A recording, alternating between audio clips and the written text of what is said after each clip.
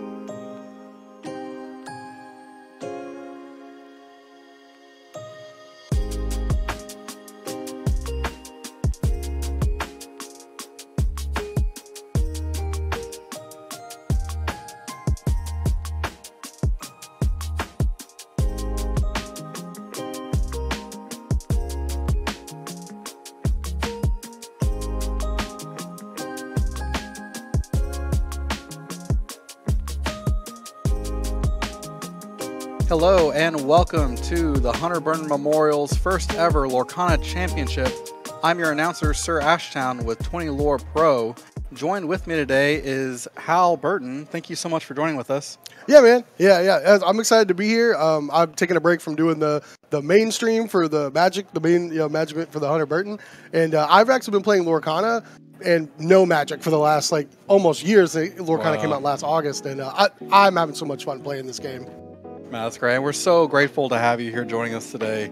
We've had so many wonderful sponsors come to this event and just come alongside us as we've been trying to highlight suicidal ideation in the gaming community and really drive home that there is help out there. This year, Hunter Burton is joined alongside with the 988 Suicide and Crisis Lifeline. If you or a loved one you know is struggling with suicidal ideation or a mental health crisis, reach out to 988 where they'll be able to have the closest resource to your region.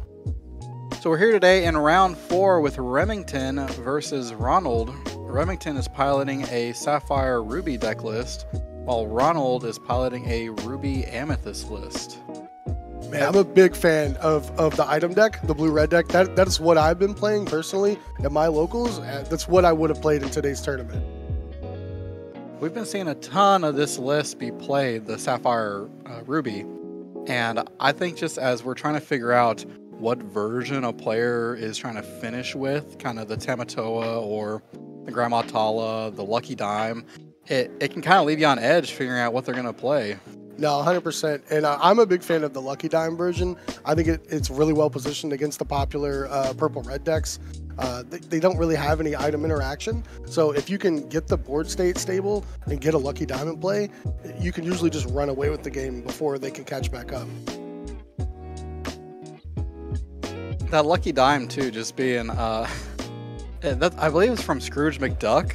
That's his lucky dime, is that right? Yeah, I'm not I don't know all the lore behind like the Scrooge stuff and the DuckTales stuff, but the flavor text on the bottom of the card does reference Scrooge, so it's definitely from that universe. Seeing all these cards come out has really caused me to go back and rewatch these old shows or older movies. And yeah, for sure. It's connecting more with my wife and like, kids, and we're all joining in on it. It's been great. So Remington has a pretty strong start. So we let off with what you want on turn 1 every game, which is Popsicle. And then turn 2, I think it's a Motuni. It's the 2-drop location that something is banished. You can just ink it like it's a Grand Motunui. Motunui, yeah, that's the one. I believe that's from Moana. Yeah. But these locations, a lot of them are low-cost ink, and they have such high toughness.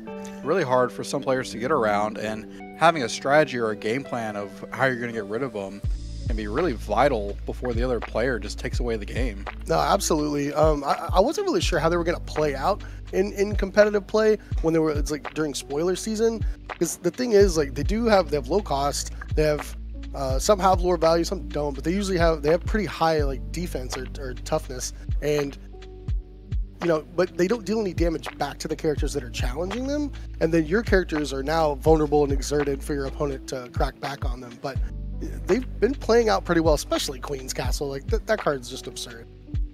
Yeah, the Queen's Castle, oh my goodness, these Ruby Amethyst players being able to do a Be Prepared and still have the Queen's Castle on board to have lore every turn coming up, and if they're able to recuperate after that Be Prepared by placing characters on it, they can just draw extra cards and take away the match. Yeah, 100%. On an empty board, they have a couple characters in play. Just put the castle down, move 2 characters there, and just say to your opponent, like, hey, you got to answer this or I'm going to win very quickly.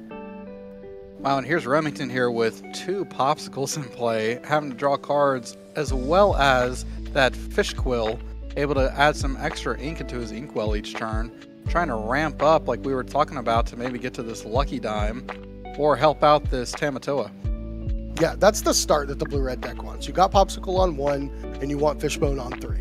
And then after that, you want to try to find Flavor Sham, which is what we're seeing right now. Draw 2 cards from the Popsicle, and then start moving into the end game. Gaston, Lucky Dime, Tamatoa. Yeah, this Flavor Sham really seeing a lot of play, especially during set 2 when it first came out. Just the ability to draw so many cards, especially when you have what we're seeing here on the board, 2 Popsicles. Gosh, he's able to gain so much card advantage in his hand. Yeah, and then Ronald's going to untap and go to 5 ink. So it's going to be 1 turn too slow for something like a Medusa to take out the mouse. But some red-purple decks are playing 1 or 2 of Dragonfire. I don't think Ronald is. So the Flavor Sham's probably going to get to draw another 2 cards from that other Popsicle.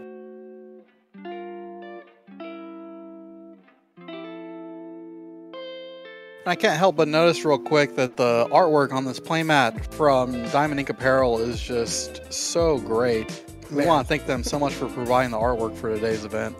Yeah, that is a sick playmat. I got to see it last night when they were setting everything up, and I didn't know they were going to have anything like that. It's phenomenal.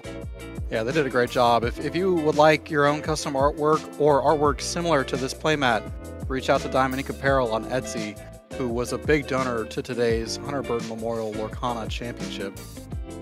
So I've been a part of the Hunter Burton basically since its inception. I was a player in the first few years before I got involved in like doing coverage and all that. And it's just the funnest weekend of gaming. I've played competitive Magic for so long, and this is just like we're playing competitively, but it's just like just a feel-good, fun weekend. You take your matches seriously, but everybody hugs and shakes hands and has a good time. Like it's just a good weekend. That's something that's so great, like you were saying about this event, is you really feel the camaraderie in the room. That this is kind of a special play, special event where we are playing competitive, but we have that friendlier side to us. Yeah, 100%. A lot of my friends that I've met throughout the years and teamed up with and play tested with and all that, a lot of us don't even play competitively anymore. They all come out of the woodwork and at least show up and hang out for a little bit, maybe play some games of Commander or Lorcana or whatever on the side. But a lot of people that aren't even playing in the main event or this Lorcana tournament just come say hi and see some old faces. Let's see what Remington and Ronald are doing here on the board. We see their lore count pretty low, but a lot of setup from the both of them as we're getting here into the mid to late game with their ink count. Yep, so Remington's putting down the Maui's Fishhook and is going to give his Flavorsham Evasive. I really like Fishhook in this deck. We saw the red-purple deck kind of utilize it at the beginning of the season, but in this blue-red deck, giving something like Gaston or Flavorsham or Tamatoa, something with a high lore value, Evasive to try to close the game out, it's so powerful.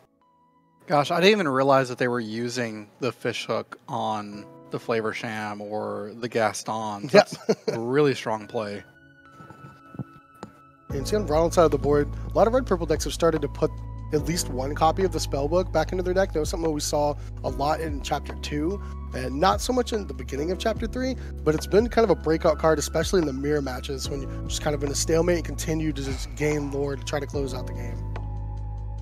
Well, we see here that spellbook that you're talking about may really help out Ronald to gain some lore, especially as these two are vying back and forth to try to control the characters on the board. We see him utilizing it right here to gain a lore. Yeah, if Ronald doesn't get their lore count up high enough as we move into like the mid and late game, that's where the red-blue deck really shines and can run away with the game. And we don't have, anything too crazy on Remington's side yet. This Flavorsam's probably going to draw 2 more cards. We're getting close to that Tamatoa turn. Another Popsicle by Remington, another target to be used by Flavorsham. Love seeing the foil version of it there on the board. Yeah, so this Flavorsham is probably going to see another 2 cards off the Popsicle. See a Medusa take out the Rabbit. Medusa from the blue-red player, there's not a lot of good targets against red-purple, but taking out the Rabbit so that they can't just keep looping with their bounce effects is a pretty strong play. And we see here in Remington's list that he's playing 2 of each, the Madame Medusa and the Lady Tremaine, opting to decide when he wants to try to get rid of just blanketed creatures or targeted with that Madame Medusa. Yeah, it's always hard when you're doing deck building with these red decks. It's hard to decide if you want to do the split, or most traditionally so far people have just been going all in on Medusa. What's funny is everybody was ready and prepared to play around Lady Tremaine from Chapter 2. Nobody plays around Lady Tremaine anymore. They don't expect her. Sometimes she's just kind of a blowout. I know I've played many games where I had Beast on board and I had to make sure to play an added character to make sure that I didn't get Lady Tremaine. But now, just like you're saying, a lot of people aren't expecting it, and it could really show up as just a blowout card. Yeah, you could definitely spend your whole turn playing some giant creature that doesn't can't be targeted by Madame Medusa, and then you have no other fodder for the Lady Tremaine and just weren't expecting it. And there's Ronald with a Maui on board. Yeah, so it looks like Remington didn't have enough ink available to give the Flavorsham Evasive again last turn. But, I mean, I don't know. Drawing 6 cards off your Flavorsham was probably enough work. That's a pretty good trade. I'll take that. Yeah.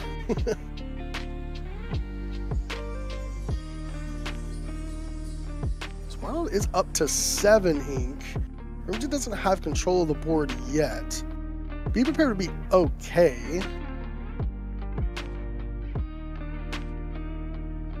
So you can see a dragon. We see a little Grandma Tala up in there. Yeah. 5. Might be able to get to dragon this turn. Yeah. Start with inking the Grandma. Medusa's going to trade with the Maui. Yeah, then we do see Dragon come down this turn. Take out the Fox, just leaving the Cusco and the Spellbook in play. Remington only on 3 ink, though. He is going to have to start getting his ink. You get too far behind on lore against the purple-red deck, it's really hard to come back. And interestingly enough, looking at their lists, Remington is playing 4 copies of Maleficent Dragon, whereas Our Ronald Ruby Amethyst player is only playing 2. Yeah, for sure. The blue-red deck, Maleficent Dragon's one of the staples. You almost always can get to 9 ink, and it's a super powerful card. It's a reason to be playing in this color combination. Yeah, just such a big payoff. Especially when you don't need to quite wipe the board with a Be Prepared and instead remove 1 character. Well, so Ronald ended up playing the Yzma, Scary Beyond All Reason. So it gets rid of the dragon, shuffles it back into Remington's deck, but then they're going to get to draw 2 more cards. At this point, Ronald's kind of just trying to tempo Remington out of the game and just get carried away on the lore value. Gosh, that Yzma just being able to be used on your creatures to draw you more cards, but we saw like right here with Remington, able to be used against his characters to get rid of that troublesome Maleficent Dragon. Yeah, sometimes the tempo loss you're giving to your opponent it outvalues the 2 cards that you're going to give it. Remington's already got a full grip of cards, so what's 2 more? Exactly. That's having the cards in your hand doesn't always mean that they're going to have necessarily the answer, but the odds continue to increase as you do draw. It's surprised to see Remington ink a dragon here, especially once you get to 9. They're usually almost always the best play you can make, unless he's going to try to play multiple cards here to try to catch back up. But I feel like Dragon on Yzma would have been a pretty solid play. Decides to go with one of the locations. Yeah, with McDuck Manor. The 9 toughness that gains you 2 lore a turn. Yeah, 9 is a lot. Really requires a lot of resources from your opponent in order to get rid of it. And a big Be Prepared from Remington to try to save up that McDuck Manor. Okay, I like that line. Decided to ink the dragon. You're going to clear the board anyway, and then the McDuck Manor can do a lot of work just on an empty board.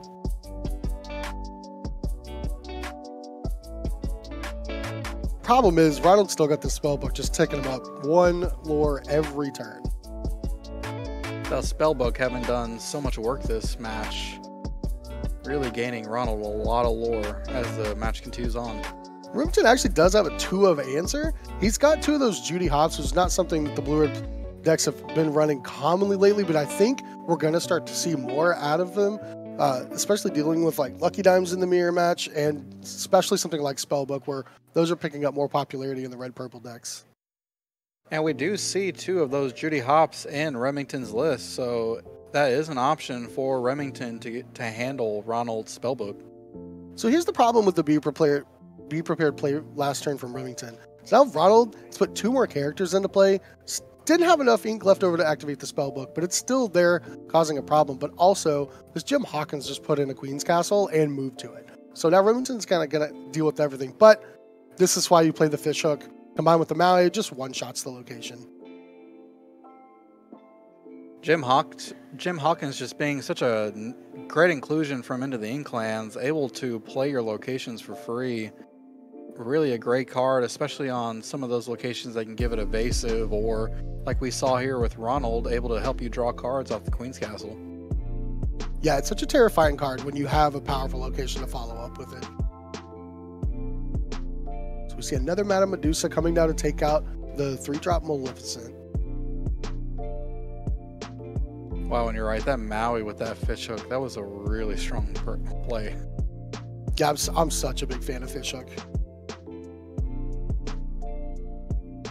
It just seems like this Sapphire Ruby deck list really has a lot of options and versatility in it. Yeah, its weakness is definitely in the early game. It takes a little bit of setup. You don't really do much in the first 3 to 4 turns of the game, but if you can survive past that, you usually start doing things that are way more powerful than what your opponent's trying to do. There's a Prince Eric. Yeah, Prince Eric's actually kind of a scary card against the red-blue decks. It's definitely like an easy or cheap answer to something like a Tamatoa or a Dragon. Especially combined with like they have like Teeth and Ambitions. I'm not sure if Ronald plays Teeth and Ambitions though. A lot of red purple decks have actually started to go down on that card or cut them all together. Yeah, I don't think Ronald has them at all. I think Prince Eric is a pretty scary card too. Just gives you the ability to smash Prince Eric into something and then banish another character. That yeah, 100%. Really strong ability. You see this Rush Stitch coming in combined with the Fishhook to take out the Jim Hawkins on Ronald's side. I also love the artwork on this Rush Stitch. Jumping in. And see on Remington's side, he plays one of the Gastons. This is one of my favorite cards in this deck. It's got 3 lore value. You get to look at the top 3 and pick a card and put it in your hand. The rest go on the bottom. It just does a lot. Replaces itself. Also a really good target for the Lucky Dime. And like you were saying, an incredible quester. And if you can give it evasive, this is really a strong quester for your turn. See another Flavor Sham. I'm going to draw 2 cards, banishing the Fishbone Quill. Yeah, this late in the game, you're not really worried about losing your Fishbone Quill, so it's a perfect target at this point to be able to draw some extra cards. Yeah, absolutely. It's such a close game. Remington's got up to 7, but Ronald is at 12. Has a goat in play. Prince Eric quest for 2 as well. And Spellbook still doing work. Like you were saying, this has been a really great game to watch. I mean, they're so back and forth. It really could go either way, even though Ronald's ahead at 12. Oh, wow. And Ronald, you see, ends up with one of his 2 Maleficent Dragons. Taking out the Gaston. Taking up 3 more lore. Pretty much saying, Remington, you've got to do something right now or I'm going to win the game next turn. And Ronald having no cards in hand, really just finding that Maleficent. So I think the best thing Remington can do, unless they're somehow able to just win the game this turn, which losing that Gaston, not having a Lucky Dime, probably not happening. We're going to need another Be Prepared. In Remington's list, he currently only has 3 Be Prepareds, and we've seen one of them already. We gotta see if all this drawing that he's been able to do, especially off of the Flavor Sham, has helped net him another Be Prepared. I guess Remington actually can just challenge. They do need an answer for the dragon, and if you clear the 2 other creatures, Goat's gonna put Ronald up to 16, Dragon would be 17, 18, and then Book would be 19. You really don't want to end up in that situation. So you either need to clear the entire board completely or do some challenging and have an answer for the dragon. Now, Remington does, like we were saying earlier, have that Judy Hops, maybe as a way to get rid of that item on Ronald's side of the board with the spell book. Yeah, that would be a really, really big play for Remington if he could find it. A couple of ways that Remington could find a way out. We'll have to see what he does here. So it looks like Fishhook's going to get activated for free on the Maui, and then Flavor Shrim's going to quest and banish the Fishhook to draw 2 cards.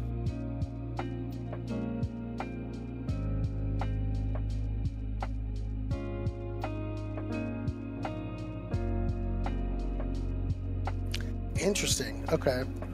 It's so dangerous challenging the Prince Eric first. I feel like you got to challenge the Goat first and then the Prince Eric. Otherwise, the Prince Eric could have just ended up banishing the Medusa and preventing Remington being able to do this trade that just happened.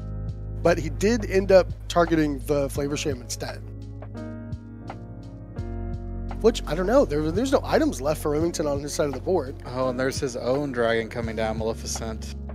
Yep, so he ended up making the play that we thought. So we cleared the board entirely with challenging and then has the dragon to answer Ronald's dragon. Ronald's at 16, still has that spellbook in play. Remington's only at 9. This is going to be a really hard game for Remington to get out of. I'm also so excited to watch this. This is a very close game. Ronald having spellbook still on board, able to gain lore each turn, really putting a clock, and having no cards in hand, really just top decking to find what he can to play. Just plays the Medusa, no target.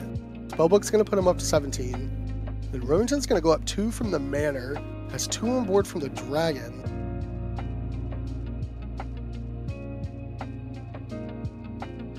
Basically have to answer every card that Ronald draws from here on out.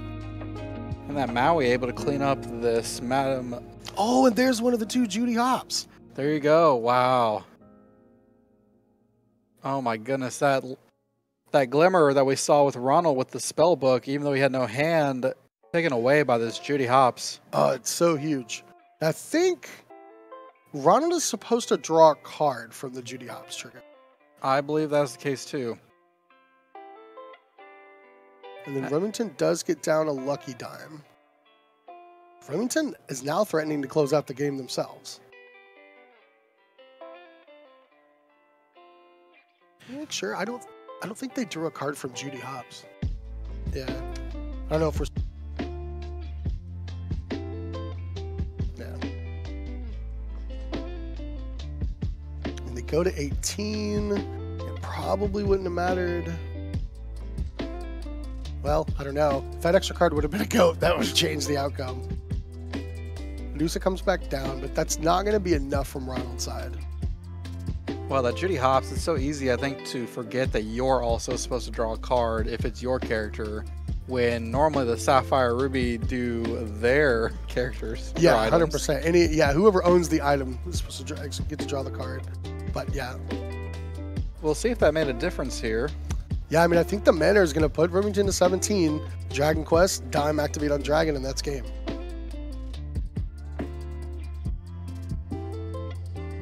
Yep, that's 4 lore right there, going up to 21. Man, what a close game. This is such a fun matchup. That was a great round one. That was a great game one in round 4 of the Hunter Burton Memorial Lorcana Championship from Remington and Ronald. Such great gameplay from both of these competitors. We want to thank them so much for coming out today and competing here in today's tournament. We want to thank you, the viewers, for watching over on Twitch. If you've missed any of the rounds from today's tournament, you can head on over to 20lore.pro/YouTube, where you can see all of these rounds later up this week.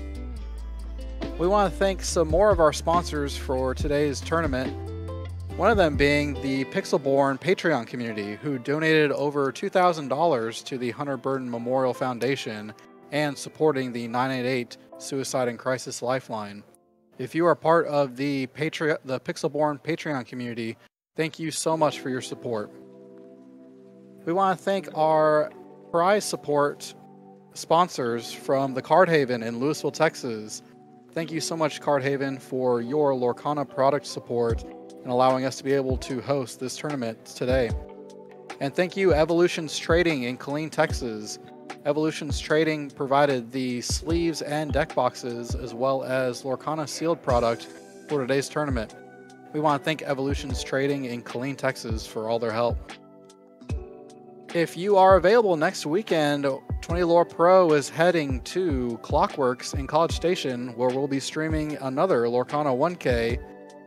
Clockworks in College Station, also a big sponsor in today's tournament, who provided a Chapter 1 Lorcana booster box for us to be able to use for today's tournament. So thank you, Clockworks, for your support and allowing us to host the Lorcana Championship. I've heard a lot of good things about the tournaments that Clockwork has put on. They've done a few 1Ks since Lorcana has been out. Now, I haven't made it out to one yet. I may try to make it out next weekend, but I've heard some really good things. They have good turnouts, and they run a really good tournament. And Clockwork's facility, like their building, it is so nice with the 2 stories. Like they have a 2-story building, and it's really cool to sit in the loft area and be able to look down at your friends as they're playing down below. And we want to thank the Hunter Burton Memorial Foundation for allowing 20 Lore to come out here today as we stream and do the coverage here for the Hunter Burton Memorial Lorcana Championship. We want to thank the Illumateers, Liam and Aaron, for coming out and co-casting with us, and you as well, Hal Burton, for being here with us. Yeah, absolutely. Have you ever thought about coming out to a Hunter Burton? We do this every year, same time, same place, in the Hearst Convention Center. The main event is Magic the Gathering, but then we also have side events like the Lorcana tournament we're doing today, Flesh and Blood, and all kinds of events. Or just come, hang out, check it out. It's just a good weekend of gaming and just hanging out with other people.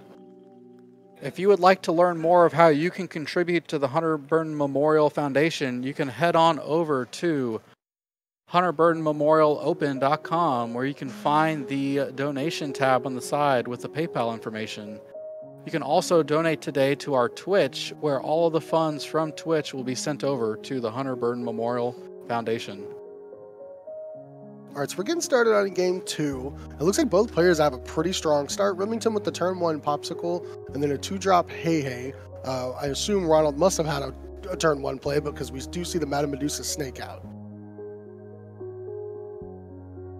This Hey really gotten stuck there in that coconut in a precarious position. Not a card I've seen out of the blue-red decks that I've seen so far, but in one that plays a lot of the locations. It's kind of an interesting little combo you could do if you get 2 locations out. You could just keep moving it between the 2 to have your opponent lose a lore. Goodness, I hadn't even thought about that. And with Remington playing 2 locations, one in this Montanui and the other in that McDuck Manor, you really can have that ability to move across. Yeah, and they both only cost 1 to move to the location. So just for every 1 ink that you have, you could drain a lore from your opponent. That's funny. And there is that Montanui location that we were talking about. We see Ronald here having played the Maleficent and now playing the Merlin Rabbit to draw a card. Yeah, and the Maleficent Singing Friends on the other side, they just have all the cards this game. That's something about that Amethyst bounce package that just makes playing Amethyst so strong. You know that you're going to have the card advantage, or at least the ability to have card resources, and we're seeing it played out right here with Ronald's list. Yeah, it's funny. I remember when Chapter 2 first came out, we were all hanging out, opening our boxes, building decks. I was actually trying to play a blue-red item deck from that start with the Flavor Sham and the Popsicle, and my buddy put together this blue-red deck with, you know, the first iteration of it with all the bounce and the rabbit, and I was like, this is absurd. Here's that Flavor Sham right here trying to get Remington more card resources in hand. We see Remington ink one of the dragons. It's a little too early to be able to play one of those. Has another Popsicle. Probably just going to feed that to a Flavor Sham. Oh, the Flavor Sham just came into play. So, if Ronald doesn't have an answer for it, next turn. These Popsicles just really a card that you think may not do a whole lot besides draw you a card, but really you see the worth of it when you see Flavor Sham hit the board.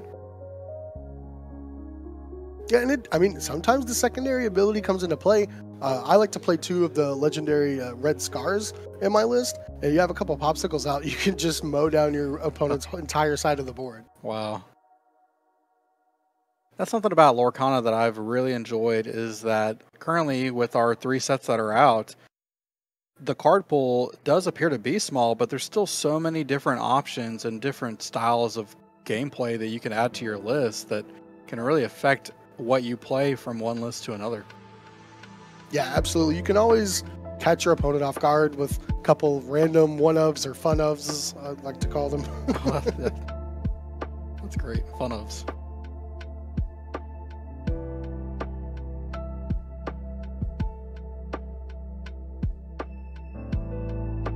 So Remington does get to ready up with the Flavor Sham still in play.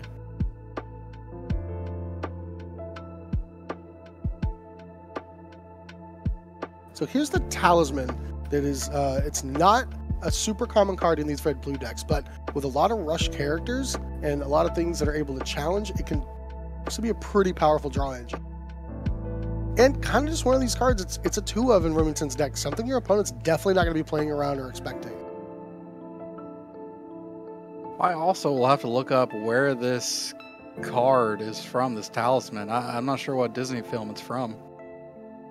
DuckTales. Okay, so all the obscure cards are from DuckTales. Thank you, Liam, from the Illuminateers for that input. I just gotta go back and watch more DuckTales, is what I just found out today. Yeah, they got the Talisman, they got the Lucky Dime. Or I guess when Scrooge is DuckTales, right? Or is that separate? Yeah. And he's a duck, so. Flavor Sham having several targets, but we know that Maui on Ronald's side of the board can do some big damage. Yeah, if my Flavor Sham gets to draw 4 extra cards, I'm usually okay with it getting banished at that point, but always happy to keep it around as long as possible. And there's Ronald with that Maui, just as we had talked about, into that Flavor Sham.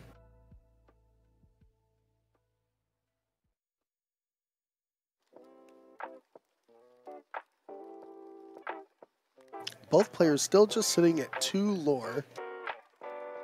Almost kind of a repeat from game 1 where both of them kind of really built up slowly and utilized their resources as little as they could, kind of trying to control the other players' characters and board state.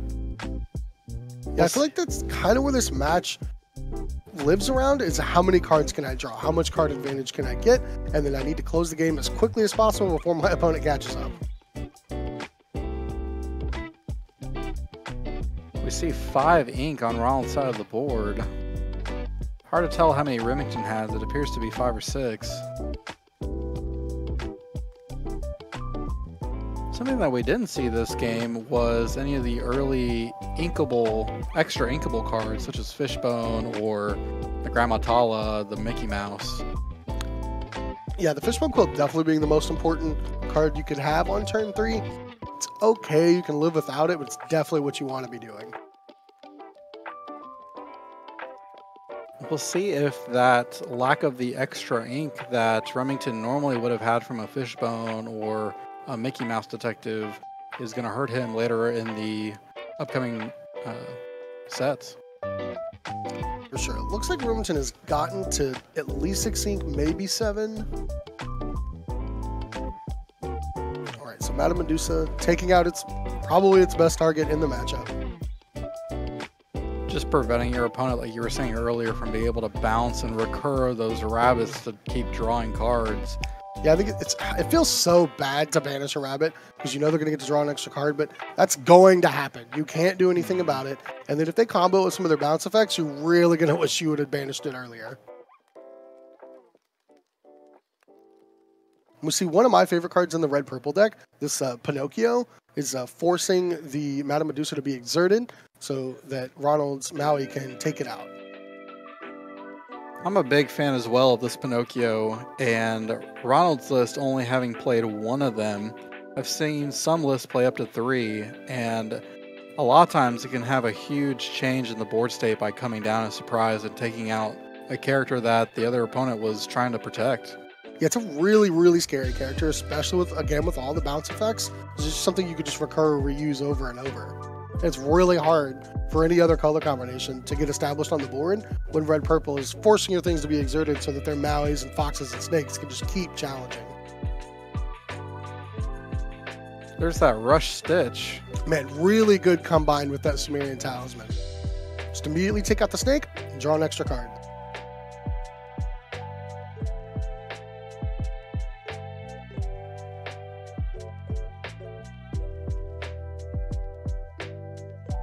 And another flavor shame from Remington. That's great. And this talisman is really getting in some work.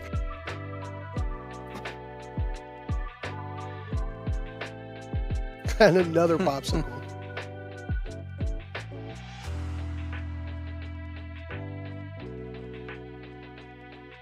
So we are a little bit later in the game now with this flavor shame in play. See if Ronald has the Madame Medusa. That's gotta be the best target for a Medusa out of the red-purple deck. Ronald, unlike the last game, he has a full hand of cards this time, hopefully having some outs and ways to try to play around what Remington's throwing out. You see him playing a Prince Eric here. Yeah, not the best thing we could be doing at this point in the game, but it does quest for 2. And it kind of prevents Remington from maybe wanting to play one of their bigger in-game threats.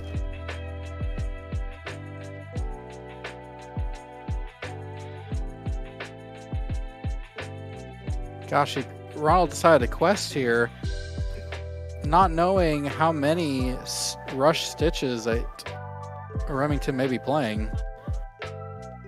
Yeah, it's kind of a hard situation to be in. It is a little scary, especially with the talisman in play, but I mean, you got to end the game sometime. You got to just go for it. It's always hard to know when to quest because what your opponent might have and when to stay back. And it's like you were saying, at the end of the day, you just got to start going when you know you need to get your lore count up. Right, so Remington's readied up. Let's see what they've got. Hand full of cards. Take Flavor Sham went questing, drew a couple more from another popsicle. Oh, that is a lot of cards too in their hand.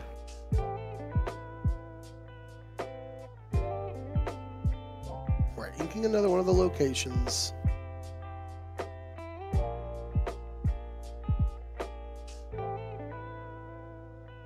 A lot of decisions here for Remington.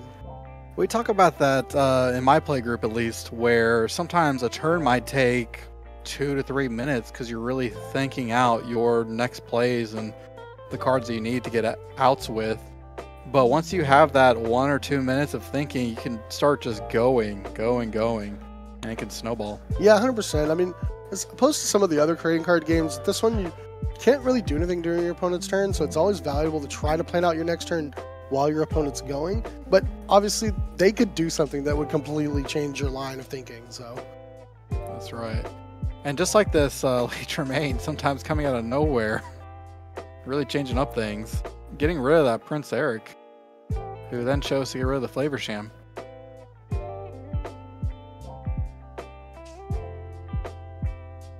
Yeah, pretty easy choice for the Lady Tremaine. We'll see the Pinocchio come back down, exert the hey, and Fox will just go ahead and trade with it immediately. Neither player really running away with the lure race yet. Ronald with a Jim Hawkins. If he has a location to go with it, it's going to be pretty good. If not, it's not bad. Quest for 2, it's 4/4. And it doesn't look like Ronald does have a location to go with it. That's the thing with Jim Hawkins. Like, he's either just super powerful when he gets to throw down a free location. Otherwise, 5 cost 4/4. The quest for 2 is kind of it's okay. It's something that can attack or challenge into Lady Tremaine and still survive, but you're right, without a location, we really don't get to see Jim Hawkins shine the way that he normally would. Yeah, and that may have just been the best stats that Ronald could put into play to pair up against the Lady Tremaine. Both of these cards, though, Jim Hawkins and Lady Tremaine, both being able to quest for 2, that is pretty strong stats on a card. Remington finds the McDuck banner.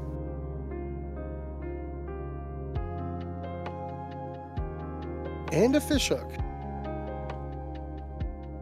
We may see this fishhook give Lady Tremaine evasive. So now Remington gets to start questing, and Ronald may not be able to answer back. I mean, Ronald could just quest for 3 themselves.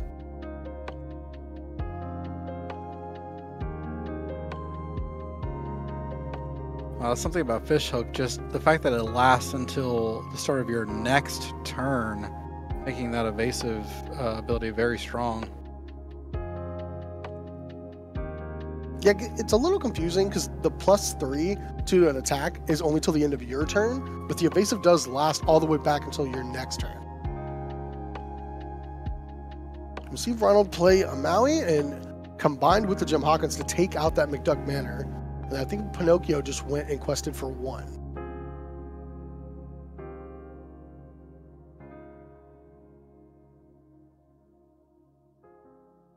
But now, Ronald has 3 exerted characters in play. Remington sitting over here still has the Sumerian Talisman. Remington may get to see an additional 2 or 3 cards this turn.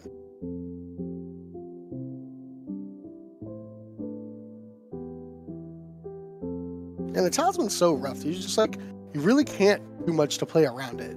And it's just going to draw your opponent several cards throughout the course of the game. I wonder how many cards at this point that Talisman has drawn for Remington as we see this big Maui whale come down. So, it is another Maui, and so the fishhook can still be activated for free. Also, paired with the Talisman, it's pretty terrifying. I mean, that's a strong body, 8/8. That can really just challenge into almost any character and survive with enough to be able to do something else to another character. Yeah, because all you have to do is pay 2 ink, and you can just keep readying it.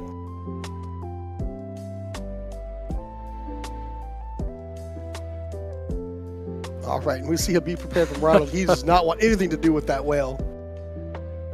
That Maui whale just being a one of in Remington's list really needed to have an answer, and Ronald had it.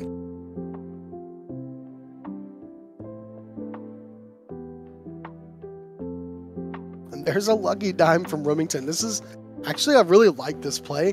It's an empty board. Get the lucky dime now while there's not a lot of action going on. And then every character from here on out that Remington puts in for 2 additional ink, you immediately can get their lore value.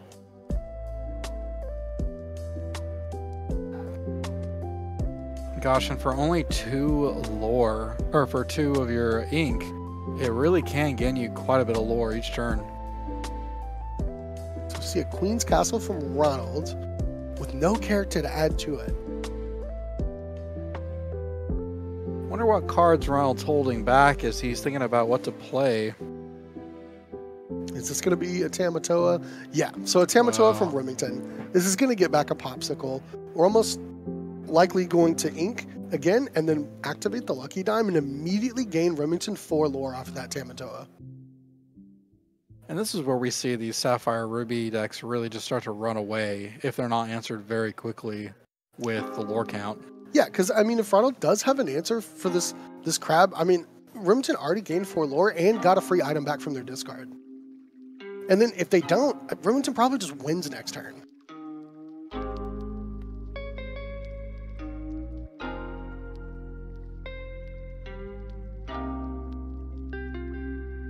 Well, there's Ronald's best answer.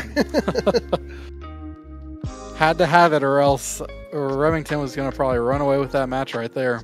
Yeah, and the problem is, though, any other threat Remington has, it's the same thing. Ronald's going to have to answer them one by one immediately. Ronald did have a 10th ink, so they do get to immediately put something in the Queen's Castle, but see, here's where Lady Tremaine is outshining Madame Medusa in this situation.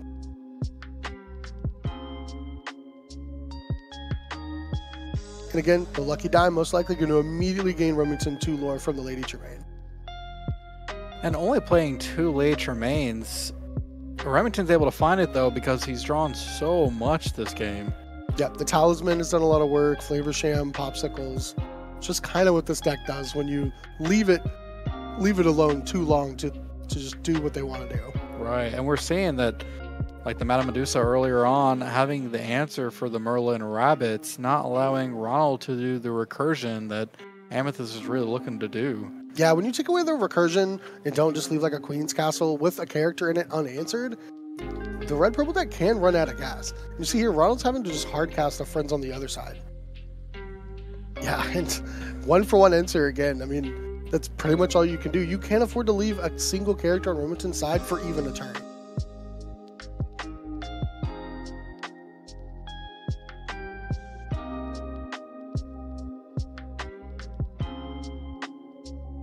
It's tough to stick anything on the board on Ronald's side when he knows that whatever Remington plays is such a huge threat.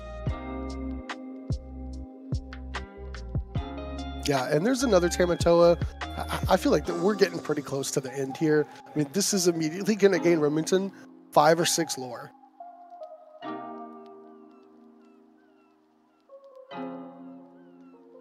Yeah, ink up to 3. Play a Popsicle, activate time for 6. Remington goes to 17. Now any character off the top is just game over. This Tamatoa really living up to its name from Mulan. I'm sorry, from Moana. Really just hoarding all of the riches, gaining all of the items that it can.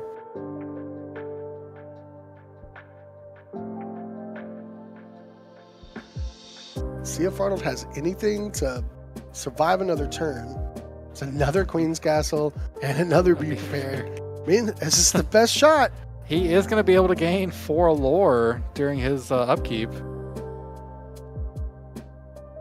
That was probably his best shot at winning the game, but there's the Gaston lucky dime. Immediately just puts Remington to 20, and that's the match. Wow, what a round 4 set of games from Remington and Ronald.